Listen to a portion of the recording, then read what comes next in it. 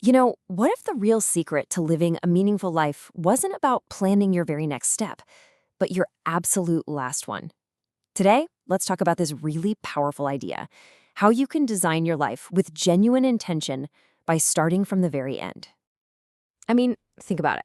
We are obsessed with beginnings, right? New jobs, New Year's resolutions, new relationships, the whole thing. But what if the most powerful tool you have for living isn't at the starting line at all? What if it's actually waiting for you at the finish? Yeah, what if that final story of yours wasn't just an ending? What if it was actually a compass, a true north that could shape every single decision you make, starting this very moment? So let's dive into how this actually works. For so many of us, there's this gap, right, between the life we're living day to day and the values we say we hold. It's that nagging feeling, that little voice in your head that says you're busy, sure, but are you actually fulfilled? That quiet fear of living an unlived life. That's exactly what we're going to tackle today. All right, so the tool we're going to get into is what I like to call the architect's final word. And look, this isn't some new age fad, it's actually an ancient technique with roots deep in Stoic philosophy. And it's designed to do one thing: bring absolute, undeniable clarity to your purpose. So when you hear the word eulogy, you probably think of something sad, right? Something other people write about you when you're gone. But the Stoics, they saw it completely differently. To them, it was this incredibly powerful exercise in self-authorship. It was a chance to write the script for the life you actually want to live. And let me be absolutely clear about this, okay? This is not about being morbid. The goal isn't to dwell on death, not at all. It's about using the unique clarity that comes from thinking about an endpoint to build a much more meaningful present. It's an act of creation. It's life architecture. Okay, so how do we actually do this?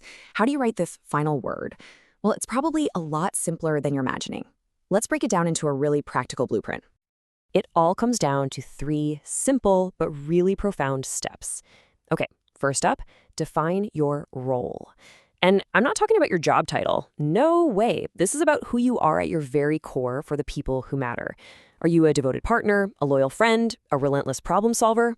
Second, you've got to state your objective. This is your why. What was your ultimate contribution? To bring joy, to solve a specific problem, to inspire people? And finally, you write your truth. This is it. This is the legacy, the real impact you left on the world. So what you end up with after those steps, it's so much more than just a paragraph of text. Think of it like a design document for your entire life. It becomes the yardstick, the standard you measure everything against. Your actions, your choices, your priorities. This is the blueprint for your life's masterpiece. And this, right here, is where the magic really happens. Because when you actually commit to this process, something incredible starts to be revealed. All that noise, all the distractions of daily life, they just start to fade away. There's a saying that just gets right to the heart of this whole thing.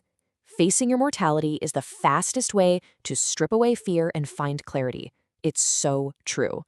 When you genuinely look at the end, all the non-essential stuff it melts away.